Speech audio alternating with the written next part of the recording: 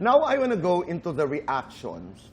I want to get your reaction to the reactions of everybody, lalo na sa nomination, di ba? Sagutin nyo nga ito, Michael. And Emilio, comment ka na lang. Michael, kay Bianca de Vera. Sabi ni Bianca, si Michael kasi sobrang inconsistent ng personality niya from the first few weeks up to this day. To the point na hindi na po alam kung nagiging showbiz siya o ganun na lamang siya bilang tao. React!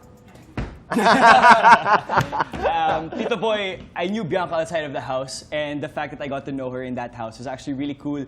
And we had a conversation pa nga that she was telling me, Michael, good job. You're being consistent about being makulit. So sabi ko, thank you guys, because I see her as my comfort person. Sandali, so kabaligtaran ito doon sa inyong napapag-usapan. Yes, so baka you are may nagbago surprised. talaga. So nagulat talaga ako, but I find comfort in her. Kasi makulit ako, kumukulit din siya. Do you feel betrayed?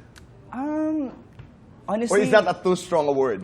the betrayal kasi is siguro if I really am sure. I don't know, baka there's something I did that made her feel that way. So I'm really opening to asking her first before saying I feel betrayed. I think that's a good attitude. Baka meron lang Yes, isang bagay. Okay, Emilio, your reaction to Vince Maristela. Grabe yung personality nila na nagka-clash. At feeling ko, yung pagiging competitive nung pagkaduo nila is masyadong mataas.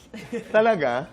Tito Boy, honestly, hindi ko po maitatago na competitive akong tao. I think that's really part of my personality. So, pasensya na kung masyadong naging overly competitive.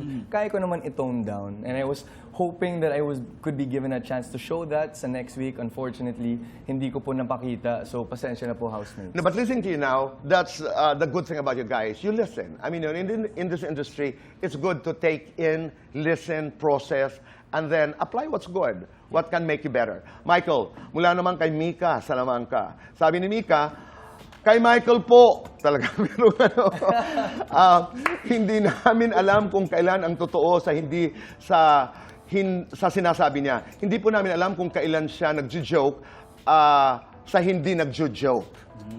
Okay, paliwanag mo yan. Well, Tito Boy, I made a few adjustments when I got nominated twice on my second nomination. I stayed more quiet. I stayed more introverted in a sense that I just wanted to be more para makisama ako ng mas mabuti. Deliberate yun, sadya yun. Sadya po, talagang tinimpla ko lang para I want to fit in, of course. Okay. And siguro with Mika, sinasabi niyang hindi niya alam kung nagjo-joke ako. Hindi. Ako naman, I'm 100% sure that I was very genuine with them. I gave them my heart. Kung nagsasaya ako sa kanila, it's to make them happy, not to insult them or anything. So, wala akong masamang intentions for them, and it was just a matter of misinterpretation. Okay. Michael, may mga nakakapansin na mismo mga taga-GMA ang hindi magkasundo sa loob ng bahay. Did you feel that? Well, you know, kapuso tayo, and I feel like yung mga kapuso po sa amin, we have big hearts, and I felt the love naman in the first few So, weeks. ibig sabihin yung mga hindi kapuso, walang big Ay, nako hearts. po, yung kapamilya. Nako. Actually, mga Tito Boy, mga ka-close ko talaga, sina Emilio, River, No, pero Ralph. did you get that sense na parang tayong mga pare-parehong mga kapuso pero parang hindi tayo magkakasundo? Is that fair or is that an exaggeration? Siguro masasabi ko na lang na competitive ang mga kapuso na nasa loob ng bahay, and they were That's a nice way of putting it. Emily, did you ever feel na nadamay ka sa tindi ng emosyon ng housemates kay Michael? Definitely not, Tito Boy, kasi this is my duo and we are a team. So Wow. when you are a team, you accept anything that happens to My your brother. team. Because he is my brother, and whatever they say to him, they also say to me. Ako talaga, you certainly were felt in the house. Last week, bisita ko si Charlie at saka si Kira. Oh, yes, Tito Boy! At sabi nila, alam mo, Tito Boy, he lacks initiative sa household chores. Kasi sabi raw, Michael, nakita mo kung humahawak ng mop. Ikaw, kailan ka humawak ng mop? Oo. Wow.